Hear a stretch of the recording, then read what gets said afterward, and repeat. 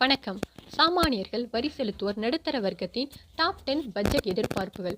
ஒவ்வொரு ஆண்டையும் போலவே இந்த ஆண்டும் மத்திய பட்ஜெட் நாட்டின் பொருளாதார வளர்ச்சிக்கும் துறைசார் முன்னுரிமைகளுக்கும் திசை காட்டும் முக்கிய நிகழ்வாக கருதப்படுகிறது. நாடாளுமன்றத்தில் 9 முறை பட்ஜெட் தாக்கல் செய்யும் முதல் பெண் நிதியமைச்சர் என்ற சாதனையை நிதியமைச்சர் நிர்மலா சீதாராமன் இந்த ஆண்டு படைக்க உள்ளார்.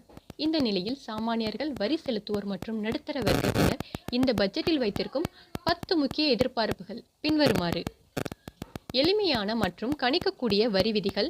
புதிய முறை குடும்பங்கள் தங்கள் வரிகளை சிறப்பாக திட்டமிட உதவும் வகையில் தெளிவான மற்றும் எளிமையான இணக்க விதிகள் எதிர்பார்க்கப்படுகின்றன. பழைய முதல் புதிய வரி முறைகளுக்கான தெளிவான ஒப்பீடு. பழைய மற்றும் புதிய வரிமுறைகளுக்கு இடையான குழப்பமின்றி தேர்வு செய்ய பழையது புதியது என்ற ஒப்பீட்டு வழிகாட்டி வழங்கப்பட வேண்டும் என்று கோரிக்கை உள்ளது. மேம்படுத்தப்பட்ட முன் நிரப்பப்பட்ட வருமான வரி கணக்குகள். மூலதன ஆதாயம், ஈவுத்தொகை, வட்டி வருமானம் போன்ற விவரங்கள் சரியாக முன்கூட்டியே நிரப்பப்பட்டால் பிழைகள் மற்றும் நோட்டீஸ்கள் குறையும் என்று வரி செலுத்துவோர் எதிர்பார்க்கின்றனர். மெய்நிகர் டிஜிட்டல் சொத்துக்கள். தெளிவான வரி விதிகள். கிரிப்டோ டிஜிட்டல் சொத்துக்களில் முதலீடு செய்யும் இளம் முதலீட்டாளர்கள் இழப்பு ஈடு செய்தல் மற்றும் பரிமாற்ற விதிகள் குறித்து தெளிவான வழிகாட்டுதலை எதிர்பார்க்கின்றனர்.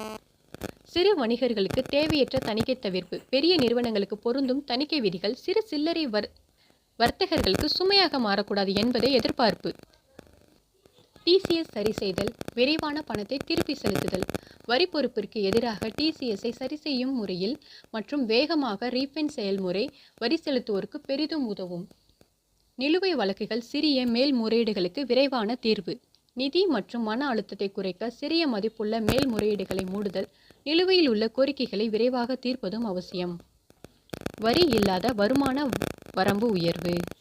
பண வீக்கத்தை கருத்தில் கொண்டு 12 லட்சம் வரை வரி இல்லாத வருமான வரம்பு உயர்த்தப்படலாம் என்ற எதிர்பார்ப்பு உள்ளது. கூட்டு வரி தாக்கல். ஒற்றை வருமானம் அல்லது சமமற்ற வருமானம் கொண்ட குடும்பங்களுக்கு பயனளிக்கும் வகையில் ICAI முன்மொழிந்த கூட்டு வரி தாக்கல் திட்டத்தை அரசு பரிசீலிக்கலாம்.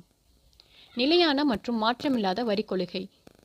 அடிக்கடி விதிமுறைகளை மாறாமல் நிலையான வரி கொள்கைகள் இருப்பதால் குடும்பங்கள் தங்கள் நிதியை நீண்ட காலத்திற்கு திட்டமிட முடியும். இந்த ஆண்டு மத்திய பட்ஜெட்டில் சாமானியர்கள், வரி செலுத்துவோர் மற்றும் நடுத்தர வர்க்கத்தினர் எளிமை, தெளிவு மற்றும் நிலைத்தன்மை முதன்முறையாக எதிர்பார்க்கின்றனர். வரி விதிகளில் சிக்கல் இல்லாத நடைமுறைகள், நியாயமான வரி சலுகைகள், விரைவான தீர்வு மற்றும் பணவீக்கத்தை கருத்தில் கொண்டு வரம்பு உயர்வுகள் ஆகியவை குடும்பங்களில் நிதி நிம்மதிக்கு வழிவகுக்கும். இந்த எதிர்பார்ப்புகளை பூர்த்தி செய்யும் பட்ஜெட் மக்கள் நம்பிக்கையை உயர்த்தி நாட்டின் பொருளாதார வளர்ச்சிக்கு வலுவான அடித்தளமாக அமையும். நன்றி.